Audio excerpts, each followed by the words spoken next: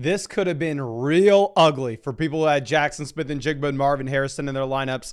Got a little bit okay at the end of the game. Of course, we'll talk about everything that happens. We'll update our rankings as well. Starting off with quarterback, you're not starting Sam Darnold ever. He has no rushing upside. He gave you 24 rushing yards in this game, but realistically, never looking to put him in. So I don't even know where we had Sam Darnold in the rankings before this game, but I guess, hell, I'll throw you a bone. I'll move him ahead of Jake Browning. Let's go over to the running backs in Seattle, because this is something that's actually very relevant, right? Because it's been a pretty big roller coaster with the Seattle RBs so far, where we had Kenneth Walker in the first 2 weeks. Obviously, week 1, doing nothing. Zach Charbonnet had the majority of the usage and the majority of the fantasy points. Week 2, Zach Charbonnet played the majority of the snaps. Charbonnet had a massive role, but Kenneth Walker scored all the points. Week 3, Zach Charbonnet was out. Week 4, Kenneth Walker does see the majority of the work here. Kenneth Walker has 19 carries. Kenneth Walker has 2 targets as well. And Kenneth Walker looks like the very clear starting running back. Now, don't get me wrong. Zach Charbonnet is still going to be here, especially if they get upset with Kenneth Walker. They're going to throw Zach Charbonnet on the field. But Charbonnet steals a rushing touchdown. Kenneth Walker will still be the running back that you are starting every single week. I mean, if you needed to. Anyway, let's go ahead and let's look at where we had these running backs in our rankings and see if we have to make an update. Coming into this game, rest of season ranks, I had Kenneth Walker at 15. Do I feel the need to move him down or up from here? Nah, not really. Scream at me in the comment section if you think that this is bad. Zach Charbonnet, we had as like a premium handcuff back here at RB33. If Kenneth Walker were to get injured, Zach Charbonnet becomes a top 10 running back in fantasy and auto lock every single week. But nothing really changes, right? He's a desperation play if you really need him.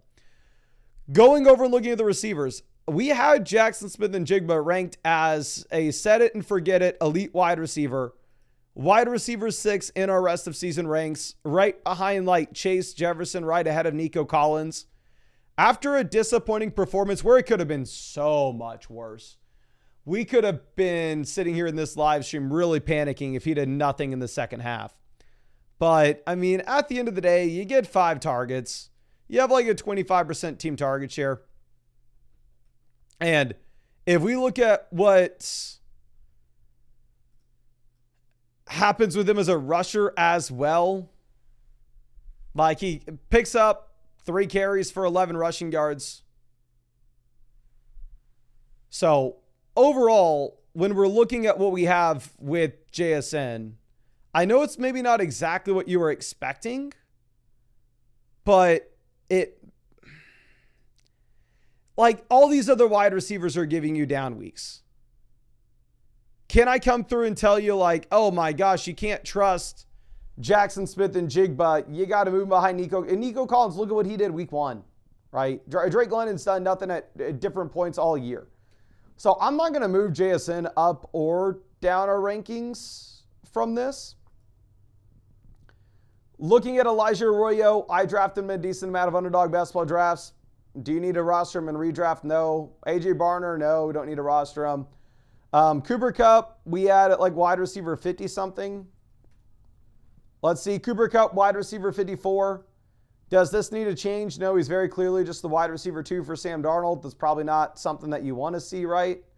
I saw somebody in the chat saying like, where the hell was Torrey Horton, or Torrey Horton scammed me? Okay, let's all be on the same page here. If you started Torrey Horton, you deserved what you got. Like, I don't even know if I had this dude ranked. I know a lot of people are excited and like, oh, waiver wire pick. Actually, I do have him ranked. Why am I lying to you? I'm wide receiver 67. Do I need to move him behind Jalen Coker after this game? Not really. But I wouldn't really feel like, do not be out here thinking you were done wrong by starting Torrey. You were the one who did it. You made that mistake. And I'd be so damn embarrassed if I were you. Okay. Now let's move this over and let's get to the Arizona side of this. So clearly everybody and their mom was clowning on Kyler Murray for 3 quarters of football. I literally had to take a phone call from my mom going into the 4th quarter. She was like, Mason, I'm pretty sure Kyler Murray is shorter than you. What the hell is he doing out there? I was like, I know, but he can run the ball. Give him some credit. And yeah, Kyler Murray comes through, fourth quarter, looks decent, saves the day for people who started him in fantasy. I know the editor Thomas started him in the Flock League, and I checked, and like he had, 3 points going into the fourth quarter. Walks away with 18. And to be honest with you, this is kind of like the cheat code that you get with a quarterback like Kyler Murray, where Kyler Murray is going to run the ball, right? So getting the 41 rushing yards does help a considerable amount. Coming into this, we had Kyler Murray ranked at like QB 9. So here's the thing, right? You look at QBs in tiers C through D, they're all quarterbacks in the range of you roster 2 of them and you play them based off matchups. This wasn't the matchup for Kyler Murray. The Seattle Seahawks have a great defense. I mean, there's a reason I'm starting the Seattle defense myself in fantasy. So not a great day from Kyler. If you wanted to put May or Caleb ahead of him, you do you. It doesn't really matter. You can put him ahead of Daniels. It's one big tier of guys. If you're not rostering one of the top 4 names, if you don't have Allen, Lamar, Hurts, Daniels, roster 2 of these players and then just play the matchups between them going forward. Now, going over to what everybody wants to talk about, Mr. Trey Benson.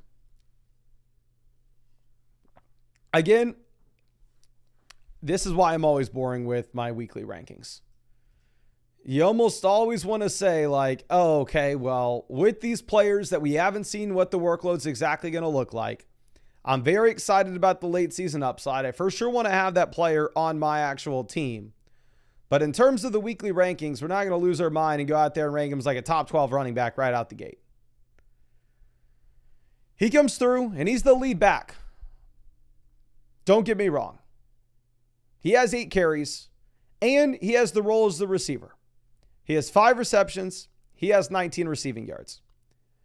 The thing that everybody is spazzing about is Dermicado is the running back that's in there at the 2-minute drill at the end of the game. And he scores the touchdown at the end of the game.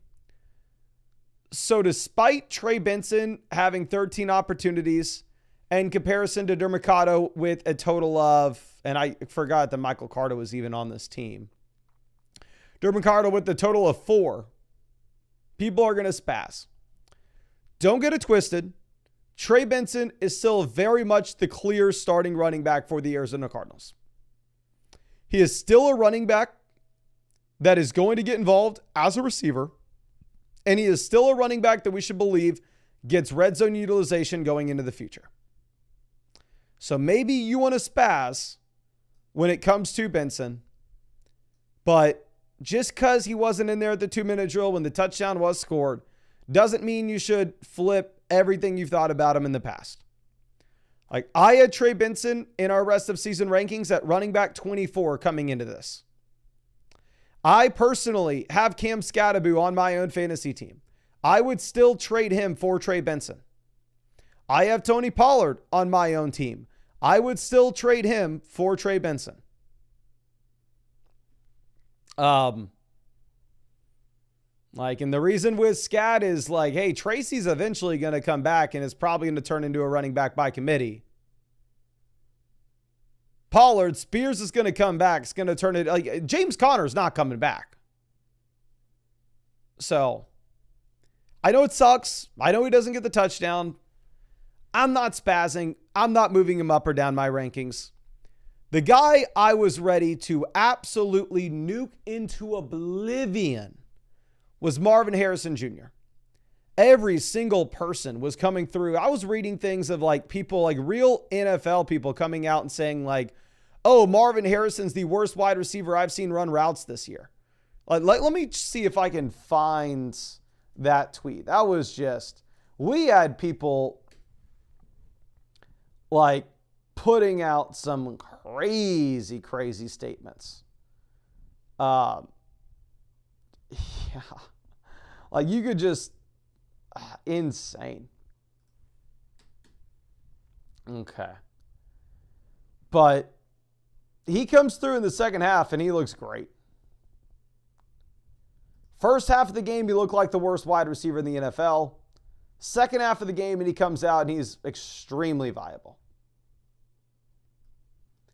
Total stat line, 10 targets, 6 receptions, 66 receiving yards, and a receiving touchdown. Now, does he lead the team in receptions? No. Marvin has 6. McBride has 7. 7's bigger than 6. Now, I don't know what we do with him at this point. Because what did we talk about Marvin Harrison coming into the week? If we were looking at the issue with Harrison, is we've just had no consistency whatsoever. So let's go ahead and pull this up. I don't know if on the site we have it already set where these stats from today's game get loaded in. I think the devs are going to have to run it after the game. We'll see. No, the stats aren't loaded in yet. They'll be in here soon. But looking at this, Marv, 18 points week 1, 4 points week 2, 7 points week 3. You go back and you look at what we had his rookie season as well.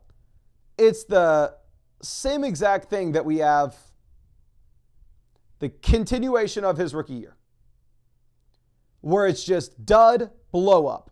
Okay game, dud, blow up. Dud, blow up, dud, or not even a blow up. Okay, dud, okay, dud, okay. Like, he's mixed in these games before. This is nothing new. The issue with Marv is the inconsistency. The issue with Marv is you're very rarely ever seeing 10 targets. Like, he got 10 targets this week. Before this, he's had 3 games in his NFL career with 10. Obviously, he dropped the ball leading to the Kyle interception, which led to a lot of people clowning on him in the first half. I think he still kind of goes into the range of like, okay, he's a weekly streamer. Not a weekly streamer. He's a weekly play based off matchup. Realistically, what I probably need to do is I need to separate these tiers, where I think Marv belongs in the tier with like Debo, Pearsall, Myers, Flowers. I don't want to move Marv ahead of these players. Like, I don't want to move him ahead of Ricky Pearsall with George Kittle and Juwan Jennings injured. I don't want to move him ahead of Debo Samuel with Terry McLaurin injured. I don't want to move him ahead of Jacoby Myers with Myers getting all the volume. I don't want to move him ahead of any of these guys. Like, it's like, I'm not updating the rankings with Marv. I'm sorry. Going over and looking at McBride, the dude had 11 targets, doesn't score a touchdown, but the target volume is so safe. Like, McBride is just locked and loaded tight end 1. I don't think there's anything to discuss there. And then no other wide receiver is worth mentioning. I drafted freaking Michael Wilson in a lot of underdog best ball drafts. I would hope that this dude at some point does something, for the love of God. He's just out there being one of the worst wide receivers in the NFL. I'm going to hit publish on these rankings, but realistically from this game, I don't know if I changed a single ranking that we had. I don't think anything changed. Maybe Dermicado looks like a handcuff that you need to roster, but of course, if you want to stay up to date with all my rankings, they're all on the site. What I'd say that you definitely need to do on the site, if somehow you haven't already, is link your team. It's completely free. You can see updated power rankings. You can see this is my league here. I'm currently 3-0, number 1 team in it. Sal's the second team in the league. He's actually scored a tremendous amount of points. Sal has a juggernaut roster. Probably a better team than mine, to be honest, but I'm 3-0. Beat him week 1. But anyway, if y'all wanted to link your team with flockfantasy.com, it's completely free. All you got to do is go hit league, manage. You can sleeper, copy and paste your league ID, hit submit, links, everything automatically updates. Yahoo, you hit submit, it will send you to Yahoo. You log in, Yahoo sends us your fantasy football leagues. ESPN, a little bit of the pain in the butt here. I'm sorry, this is how we have to do it. Sign into flockfantasy.com on one window, sign into ESPN on the other window, preferably on desktop, preferably on a browser that's not Safari. Hit get extension, open the extension, hit sync, and it will pull your ESPN league into flockfantasy.com, and then you will never have to worry about updating it again. You can access it from any device, and it will automatically update for you with every waiver wire move, with every trade, et cetera, et cetera, et cetera. But yeah, it's completely free. You can check out the best waiver wire options in your league. not only the best waiver wire options in your league, but you can also go ahead and see the power rankings. Like I said, this is my team. I'm the number one team in my league at the moment.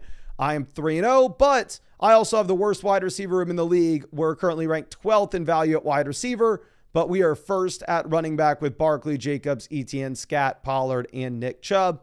You'd be right if you told me, Mason, you should trade a running back for a wide receiver, and I'd agree with you. But I don't think there's anything else to say. I'll leave the link to flockfantasy.com in the description and comment section. Completely free to link your team. But I think that's all I got. I wish I could say like, oh yeah, the rankings had a big update from this, but literally I don't think I move a single ranking other than Dermicado is now a handcuff running back that probably should be rostered in deep formats. But we should have probably said that earlier anyway.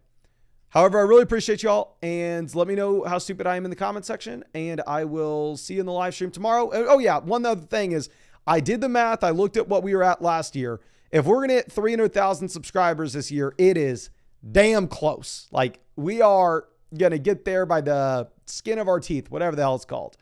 So I live stream answering fantasy football questions every single day. If you watch a lot of these and you're not already subscribed, I'd really appreciate it if you subscribe. Drop a like on this live stream as well. I'll be live tomorrow answering your fantasy football questions, live on Sunday morning answering your questions. I really appreciate you and really hope I get to see you out with that live stream probably tomorrow.